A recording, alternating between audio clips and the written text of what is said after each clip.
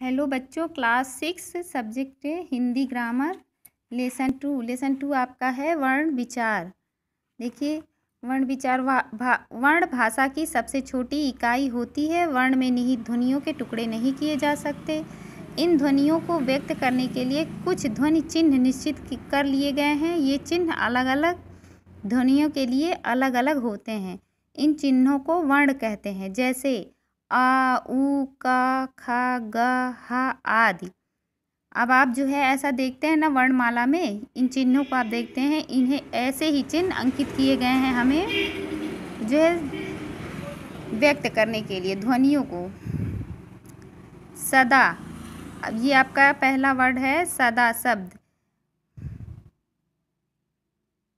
यहाँ देखिए सा है, सा प्लस आ प्लस दा प्लस बड़ा। सदा आपका जब लिखा जाएगा, जिसे आप जो है वर्ण विच्छेद कहते हैं या संधि कहते हैं, वही यहाँ पे बता रहा है। फिर सत्य है, सत्य का है सा प्लस आ प्लस ता प्लस या प्लस आ। बोलो, बा प्लस ओ प्लस ला प्लस ओ, ये मिला के हो गया बोलो। अब देखिए इसकी परिभाषा क्या है। वह छोटी से छोटी ध्वनि जिसके और टुकड़े ना हो सके वर्ण कहलाती है। ये आप शुरू से ग्रामर में फर्स्ट क्लास से ही पढ़ते आ रहे हैं। ये परिभाषा कि वर्ण की परिभाषा यही है। अब देखिए वर्णमाला, किसी भी भाषा की मूल ध्वनि के व्यवस्थित तथा क्रमबद्ध समूह को वर्णमाला कहते हैं। वर्णमाला में वर्णों की कुल संख्या 48 है। वर्णमाला में वर्णों की संख्या जो आ से लेके ज्ञ तक होती है, उनकी संख्या 48 है। हिंदी वर्णमाला को 3 समूहों में बांटा गया है। पहला आपका स्वर है, दूसरा व्यंजन और तीसरा अयोगवाह। स्वर, जिन वर्णों के उच्चारण में किसी दूसरे वर्ण की सहायता लेनी पड़ती है वे स्वर कहलाते हैं, जिनकी संख्या 11 है। जो आपका 11 क्या है, आ से लेके औ तक जो मात्रा, इन स्वरों का दूसरा रूप मात्रा होता है। ये आप आगे भी पढ़े होंगे। आगे देखिए स्वर के भेद। उच्चारण के आधार पर स्वरों के 3 भेद होते हैं। पहला हार्श्व स्वर, जिन स्वरों के उच्चारण में बहुत थोड़ा समय लगता है उन्हें स्वर कहते हैं, जैसे अ, छोटी, उ और री। दीर्घ स्वर, जिन दीर्घ स्वर के उच्चारण में हार्श्व की अपेक्षा 2 गुना समय लगता है, जैसे बड़ा आ, बड़ी ई, ऊ। दीर्घ स्वर कहलाते हैं। दीर्घ मतलब आप बोल के देखिए तो इसमें कम टाइम लगता है हार्श्व में, और दीर्घ में ज़्यादा समय लगता है। पलत स्वर, पलत स्वर के उच्चारण में हार्श्व स्वरों से 3 गुना समय लगता है, जैसे आ, ई, ऊ, ओ, ओम। इस तरह के शब्द आपके आते हैं कभी कभी बोलने में, जिनमें जो है ज़्यादा समय लगता है। इन दोनों हार्श्व और दीर्घ से 3 गुना समय लगता है, इसलिए ये पलत स्वर हैं। स्वरों की मात्राएं, स्वरों के जिन चिन्हों का प्रयोग व्यंजन के साथ किया जाता है उन चिन्हों को मात्रा कहते हैं। आ स्वर के अतिरिक्त सभी स्वरों की मात्रा निश्चित है। आ स्वरों के अतिरिक्त मतलब छोटा आ की, आपको भी पता है कि छोटा आ की कोई मात्रा नहीं होती है, और बाकी जितने स्वर हैं उनकी मात्रा होती है, दूसरा रूप होता है। हिंदी में स्वरों का प्रयोग 2 प्रकार से किया जाता है। देखिए कैसे कैसे। स्वतंत्र रूप से, जैसे आ, बड़ा आ प्लस बड़ी ई बराबर आपका हो गया आई। फिर बड़ा आ प्लस ए बराबर आपका हो गया आए।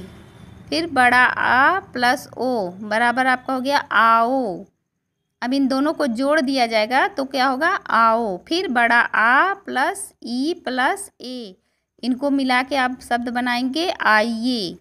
यहाँ जो है ये तीनों मिल गए तो हो गया आइए। फिर देखिए खा है आपका व्यंजनों के साथ मिलकर। जब स्वरों का प्रयोग व्यंजनों के साथ मिलकर किया जाता है तो वे अपने असली रूप में नहीं लिखे जाते, बल्कि उनके कुछ चिन्ह व्यंजन से जुड़ जाते हैं। इन्हीं को मात्रा कहते हैं। अब देखिए यहाँ ये जो जोड़ा गया है स्वतंत्र रूप से, यहाँ आपका ये स्वर है, कहीं व्यंजन आपको इसमें नहीं दिख रहा है। व्यंजन आपका क से स्टार्ट होता है, तो आ, और बड़ा आ भी आपका स्वर है और बड़ी ई भी आपका स्वर है, दोनों को आप मिलाएंगे तो यहाँ आई हो गया। इसका जो है रूप नहीं बदला, अपने ही रूप में वो है, इसीलिए इसको स्वतंत्र रूप से बोला गया है। अब व्यंजनों के साथ देखिए कैसे, यहाँ आपका देखिए स्वर लिखा है, फिर मात्रा है, फिर प्रयोग है, फिर वर्ण कर्म है। वर्ण कर्म वही जो संधि विच्छेद है। देखिए छोटा है, छोटा की कोई मात्रा नहीं, इसलिए ये कनक लिखा गया है, ये अपने ही रूप में है। इसका वर्ण विच्छेद होगा का प्लस छोटा प्लस न प्लस छोटा प्लस का प्लस छोटा। ये आपका कनक का जो है वर्ण कर्म है। ये कैसे लिखा, पूर्ण रूप से खुलकर स्वतंत्र रूप से ये यहाँ ऐसे लिखा जाएगा, पर यहाँ जो है स्वर में छोटा आ दिखेगा, मात्रा में छोटा आ नहीं दिखेगा और शब्दों में भी नहीं दिखेगा। लेकिन जब आप वर्ण कर्म में लिखेंगे तो यहाँ छोटा आपका दिखने लगेगा। अब देखिए बड़ा की मात्रा आप देख रहे हैं कि पाई की तरह है। फिर चाचा, यहाँ चा पे, दोनों चा पे बड़ा की मात्रा लगा। अब यहाँ देखिए वर्ण किस तरह, चा प्लस आ प्लस चा प्लस आ, ऐसे छोटी ही है, छोटी की मात्रा सीवी, स प्लस छोटी प्लस व प्लस छोटी। बड़ी मात्रा यहाँ बड़ी की है। फिर दीदी है, द प्लस बड़ी प्लस द प्लस बड़ी। फिर छोटा ऊ है, यहाँ छोटा ऊ की मात्रा है। फिर है मुकुट, माँ प्लस छोटा ऊ प्लस का प्लस छोटा ऊ प्लस टा प्लस आ, क्योंकि यहाँ टा पे जो है कोई मात्रा नहीं ना छोटा ऊ की, इसलिए देखिए यहाँ पे छोटा आ गया सामने, क्योंकि यहाँ छोटा आ जो है गुप्त रूप से है। अब देखिए बड़ा ऊ की मात्रा, यहाँ जूता, जा प्लस बड़ा ऊ प्लस ता प्लस आ। री है, री की मात्रा, मृग लिखा है यहाँ, मृग माँ में रा प्लस री प्लस ग प्लस आ। ऐसे आपका यहाँ से यहाँ तक पूरा हुआ। अब देखिए